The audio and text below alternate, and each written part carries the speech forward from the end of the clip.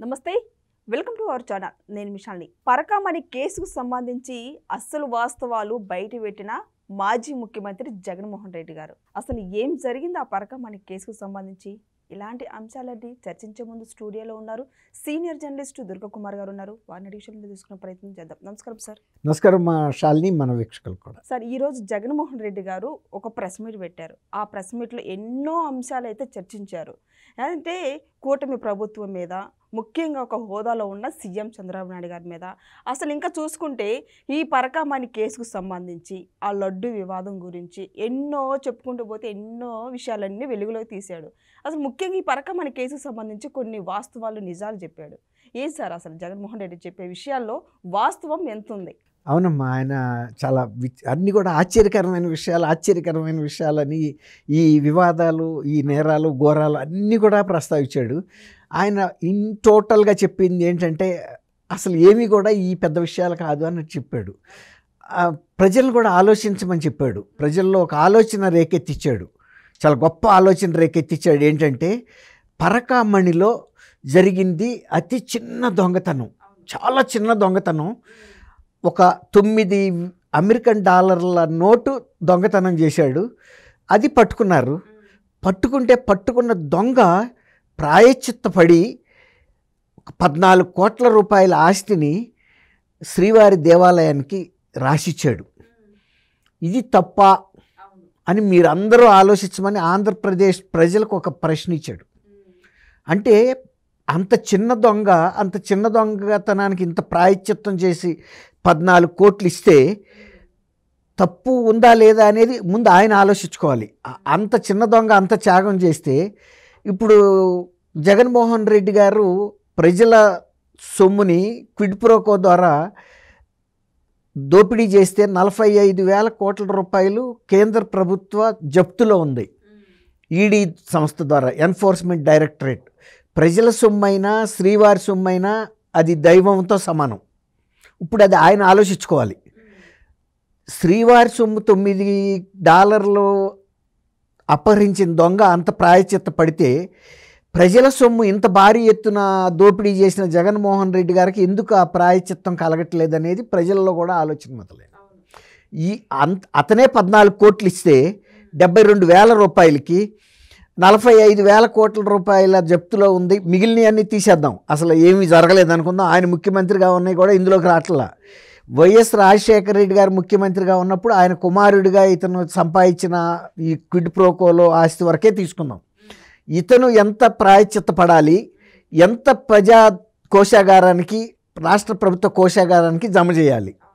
ఒకవేళ అంతకే అన్ని రెట్లు అతనిలాగా ఆ దొంగ ఎవరైతే రవికుమార్ ఉన్నాడో అంత త్యాగం చేయపోయినా కనీసం దోసుకున్న డబ్బైనా ఆ 45,000 కోట్లు నాది కాదు, క్విడ్ ప్రోకో ద్వారా నాకు వచ్చింది, నేను కూడా ప్రాయశ్చిత్త పడుతున్నాను, ఆ రవికుమార్ని చూసి నేను ప్రేరేపితమయ్యాను, నేను కూడా ఇట్లాంటి తప్పు చేయదలుచుకోలేదు, $9 దొంగే అంత ప్రాయశ్చిత్త పడితే నాకు నేనుగా మీకు ప్రశ్నించే ముందు నన్ను నేను కూడా ప్రశ్నించుకున్న తర్వాత నాకు ఒక సమాధానం దొరికింది.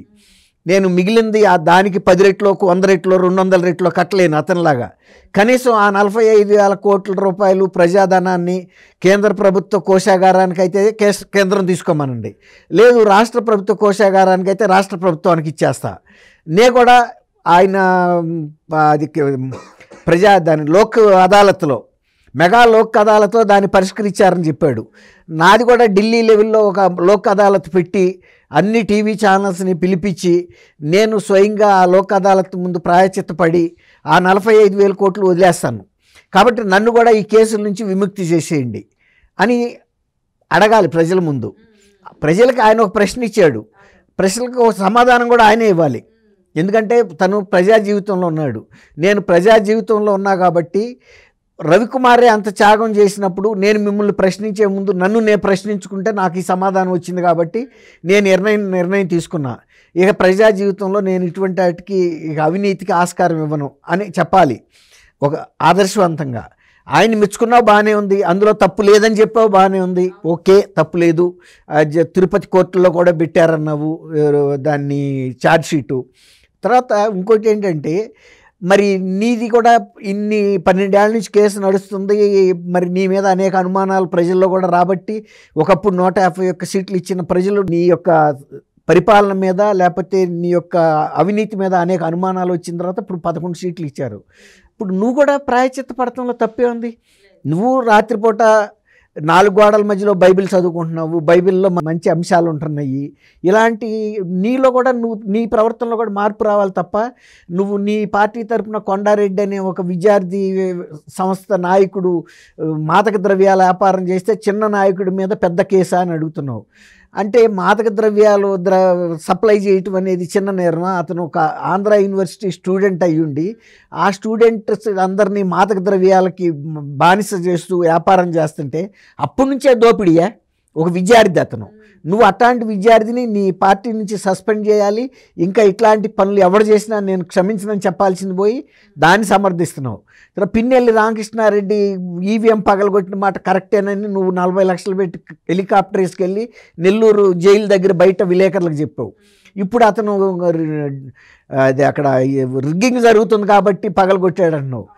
నీ పరిపాలనలో నీ పోలీసు వ్యవస్థ నిర్వహణలో జరుగుతున్న ఎన్నిక అది. అప్పుడు తెలుగుదేశం వాళ్ళని మీ వాళ్ళు వచ్చి అదే పోలింగ్ కేంద్రంలో నరికారు. నరికితే కూడా ఆ మహిళ అలాగే కూర్చుంది. ఇదంతా ఓపెన్ అయిపోయింది. తర్వాత అతను అడ్డం పడబోతే అతన్ని బెదిరించావు. తర్వాత నువ్వు ఇంత పగలగొట్టి వెళ్తుంటే క్యూలో నుంచున్న మహిళలు నిన్ను తప్పు పట్టారు. తప్పు పడితే వాళ్ళకు కూడా మీకు కూడా ఈ గతే పడుతుందని కూడా హెచ్చరించుతా వెళ్ళిపోయాడు అతను. దిగ్గింగ్ జరిగింది ఎక్కడ? ఎవరు ఓటు వాళ్ళు ప్రశాంతంగా వేసుకుంటున్నారు. కాకపోతే అతను చేస్తున్న దుర్మార్గాలకు వ్యతిరేకంగా అతనికి వ్యతిరేకంగా ఓట్లు పడిస్తున్నాయి అనేది అతను గమనించాడు. దాంతో ఓట్లు అసలు తను ఎన్నికలు జరగకుండా చేయటానికి చేశాడు. ఎందుకంటే తన పట్ల వ్యతిరేకత అన్నిసార్లు కనపడుతుంది అతనికి. ఇప్పుడు మన ముఖం బాగోపోతే అద్దంలో అదే చూపిస్తుంది. అద్దం తప్పంటే ఎట్లా? ఇప్పుడు కిందసారి ఎన్నుకున్నారు, అతను నిన్ను ఎన్నుకున్నట్టే అతను కూడా ఎమ్మెల్యేగా ఎన్నుకున్నారు. కానీ అతను సరైన పరిపాలన చేయలేదు, దుర్మార్గ పరిపాలన చేశాడు. అందువల్ల వెళ్ళిన సాటల్లా అతన్ని ముఖం మీదే వ్యతిరేకిస్తున్నారు. కాబట్టి నాకు వ్యతిరేకమైన ఓటింగ్ జరుగుతుంది అనే ఒక దుగ్ధతో అతను ఈవీఎంలు పగలగొట్టాడు. కాసేపు పాము దూరిందని చెబుతున్నారు, దాంట్లో పాము దూరితే పగలగొట్టాడని. ఇప్పుడేమో నువ్వు కూడా అది పగలగొట్టిన మాట నిజం అన్నావు. ఇప్పుడేమో రిగ్గింగ్ జరుగుతుంటే రిగ్గింగ్ ఎట్లా జరుగుతుంది? అసలు మొదలైంది ఎన్నిక అప్పుడు.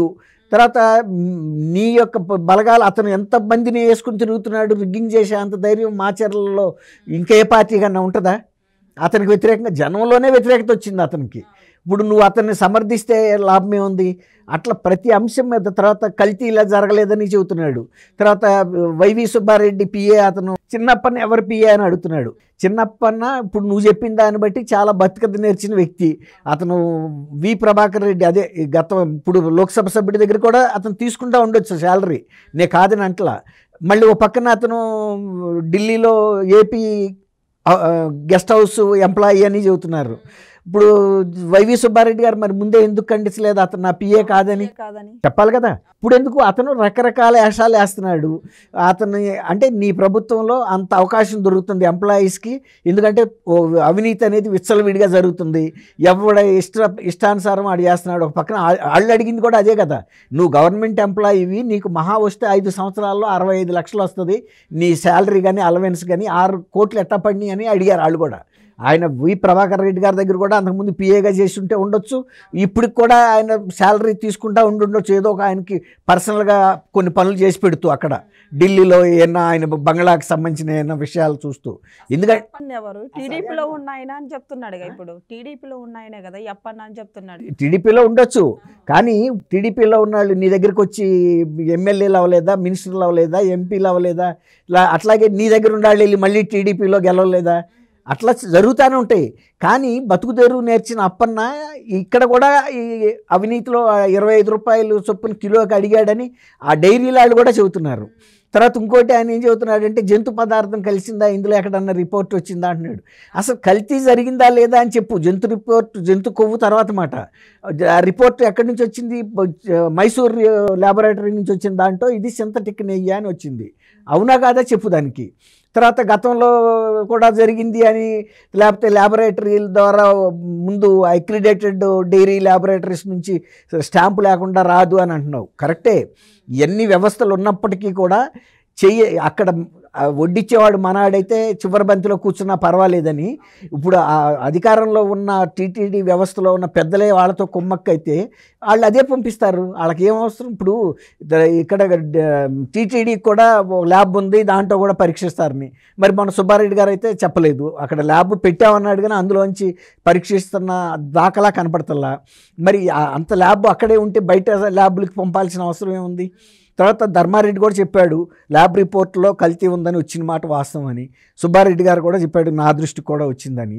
వెంటనే ఎందుకు చర్య తీసుకోలేదు? ఇప్పుడు మీరు కల్తీ అయిన తర్వాత అప్పుడు తెలుగుదేశంలో కూడా జరిగిందనే మాట ఇప్పుడు ఎందుకు?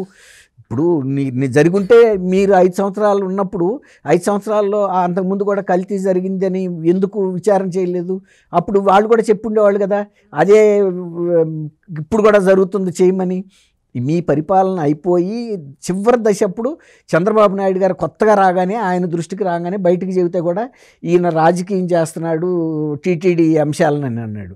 కానీ తర్వాత ఇంత డిఫెండ్ చేసుకుంటున్నాడు కదా కల్తీ విషయంలో. అది కూడా ఫారిన్ ఇతర దేశాల నుంచి తెచ్చిన సింథటిక్ పదార్థాలతో తయారు చేశారన్నప్పుడు అందులో జంతువుల కొవ్వు కలిసిందా కలవలేదా అని మన వాళ్ళు ఎట్ట చెప్పగలుగుతారు? ఆ సింథటిక్ వాటిలో ఏం కలిసిందనేది నెయ్యి అయితే కాదు. కాబట్టి ఇవాళ జగన్మోహన్ రెడ్డి గారు తను హయాంలో జరిగినటువంటి అన్ని నేరాలు లేకపోతే ఇట్లాంటి కుంభకోణాలన్నింటినీ సమర్థిస్తూ మాట్లాడుతున్నాడు తప్ప, తప్పు జరిగింది, నేను ఇప్పటికైనా సరే నేను దానికి క్షమాపణ చెబుతున్నాను, వీటి మీద ఎవరు తప్పు చేసినా మీరు నిర్దాక్షిణ్యంగా చర్యలు తీసుకోండి, చట్టం దర్పని తను చేసుకోనివ్వండి అంటలా. ఎంతసేపు తను చేసిన తప్పులు, తన మనుషులు చేసిన తప్పులు, తన పరిపాలనలో జరిగిన తప్పుల్ని సమర్థించుకుని ఇతరుల మీద నింద వేయటానికి ప్రయత్నిస్తున్నాడు. అది కరెక్ట్ కాదు. ఇప్పటికైనా నువ్వు ప్రజల ముందు ప్రజలకి జవాబుదారీగా ఉండాల్సిన మనిషివి నువ్వు ఒక పార్టీకి అధ్యక్షుడిగా ఉన్నావు. నీ హయాంలో జరిగిన తప్పులు ఏమైనా ఉంటే ఒప్పుకో, ఏముంది దానికి?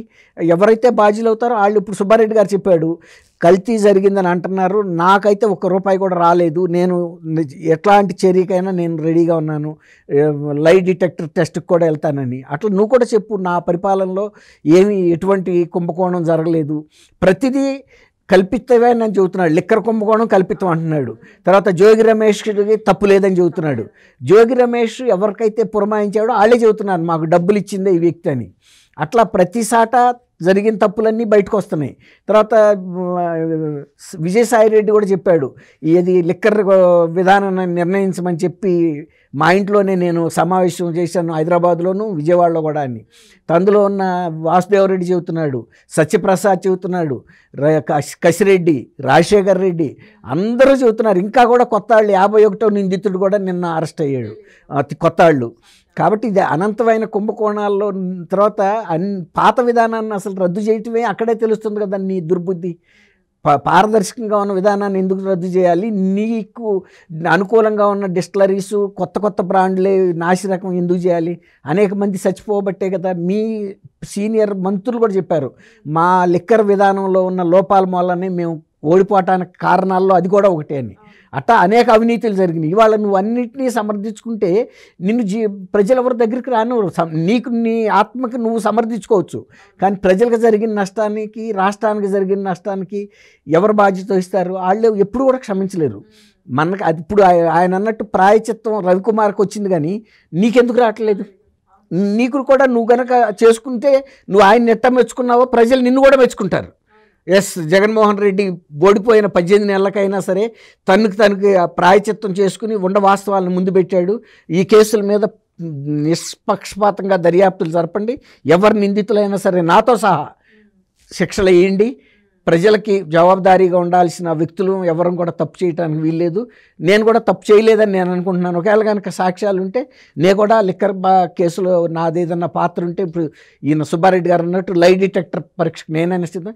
ఈవెన్ మా బాబాయ్ కేసు విషయంలో కూడా నేను లై డిటెక్టర్ పరీక్షకు కూడా సిద్ధమేను.